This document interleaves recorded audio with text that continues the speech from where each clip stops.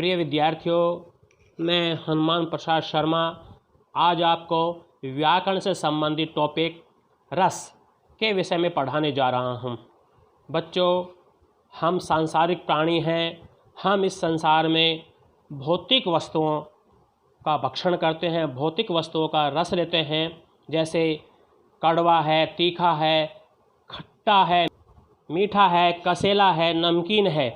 ये 6 प्रकार की चीज़ें हम खाते हैं और इनको खाने से हमें अलग अलग रस की प्राप्ति होती है।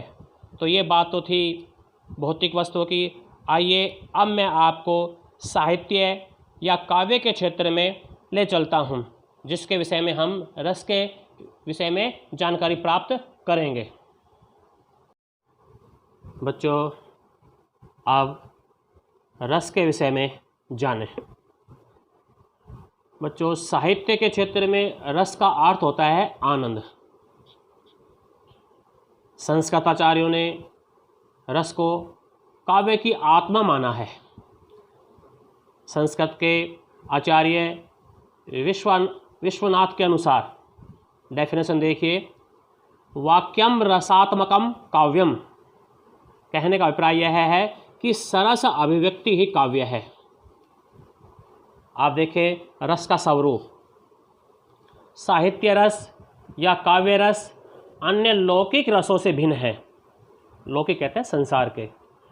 लौकिक रसों की भौतिक सत्ता होती है। उन्हें बर्तन में डालकर जिह्वा मतलब जीव या रसना से पान किया जा सकता है, उनको पिया जा सकता है। परंतु साहित्य जो रस होता है वो भीतरी और मानसिक होता है। इसका पान मन ही मन किया जा सकता है। अतः यह सूक्ष्म अतीन्द्रिय है। अब रस से तात्पर्य, रस की डेफिनेशन देखें, रस का अर्थ जानें।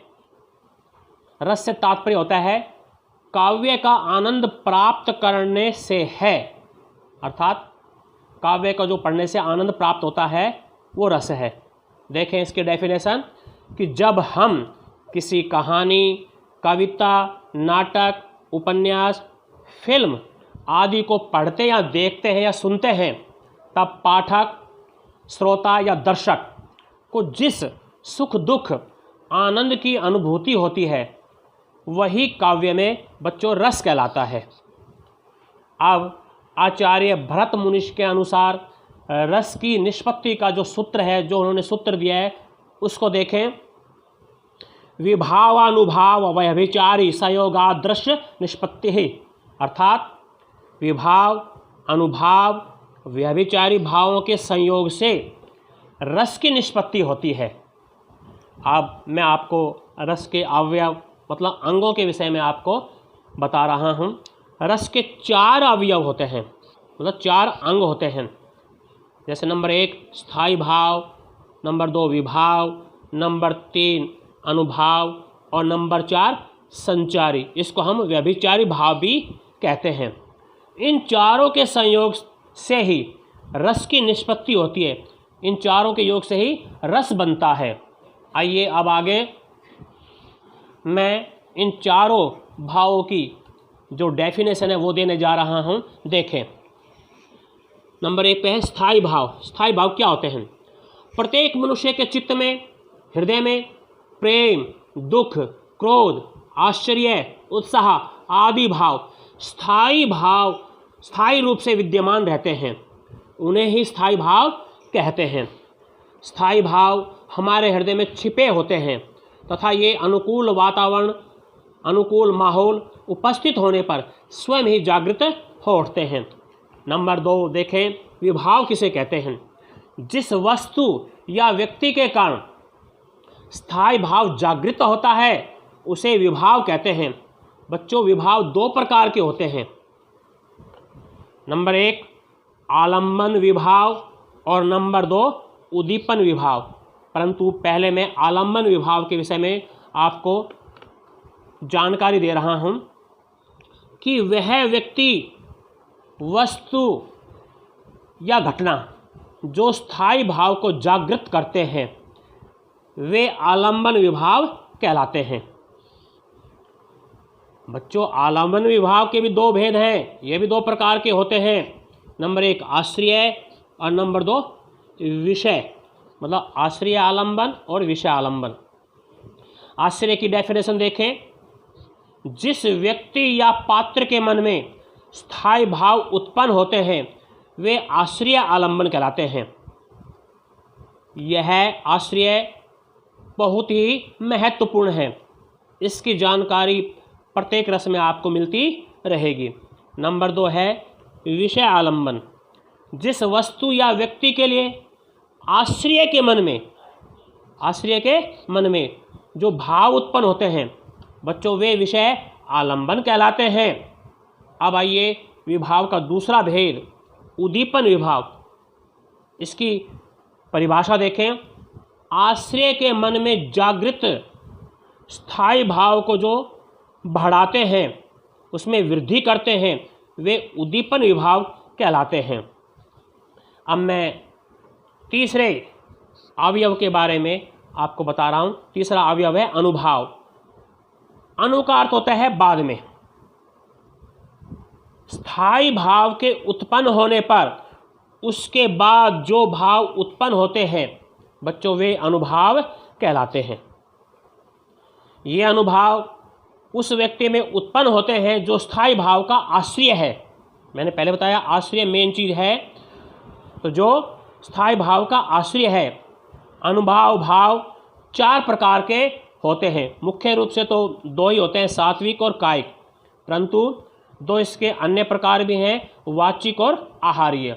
अब इनकी जानकारी प्राप्त करें।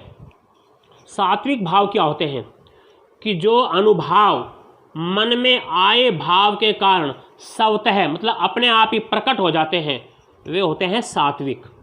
अब दूसरा है कायिक। शरीर में होने वाले जो अनुभाव हैं, जो हमारा शरीर है, जो हमारी बॉडी है, उसमें होने वाले जो अनुभाव हैं वो है कायिक। अब तीसरा देखो वाचिक। काव्य में नायक या नायिका द्वारा भाव दशा के कारण वचन में आए परिवर्तन को वाचिक अनुभाव कहते हैं। और अंतिम इसका जो प्रकार है वो है आहार्य। नायक नायिका की वेशभूषा द्वारा भाव प्रदर्शन आहार्य अनुभाव कहलाते हैं। अब इसका जो चौथा अवयव है उसके बारे में बता रहा हूँ, चाहे उसको संचारी भाव कह लो चाहे उसको व्यभिचारी भाव कह लो। इसकी डेफिनेशन देखें। जब कोई भाव हमारे मन में जगता है तो वह अकेला नहीं जगता, उसके साथ अनेक छोटे मोटे भाव और भी जागते रहते हैं, उन्हें ही संचारी भाव कहा जाता है। ये भाव पल भर में बनते हैं और पल भर में ही मिट जाते हैं। आचार्यों ने संचारी भावों की संख्या 33 बताई है। जो संचारी भाव हैं उनकी संख्या है 33। इनके नाम इस प्रकार से हैं, देखें। नंबर 1 निर्वेद, नंबर 2 आवेग, नंबर 3 दैन्य, नंबर 4 श्रम, नंबर 5 मद, नंबर 6 जड़ता, नंबर 7 उग्रता, नंबर 8 मोह, नंबर 9 विबोध, नंबर 10 स्वप्न, नंबर 11 अपस्मार, नंबर 12 गर्व, नंबर 13 मरण, नंबर 14 है अलसता, नंबर 15 है अमर्ष, नंबर 16 है निद्रा।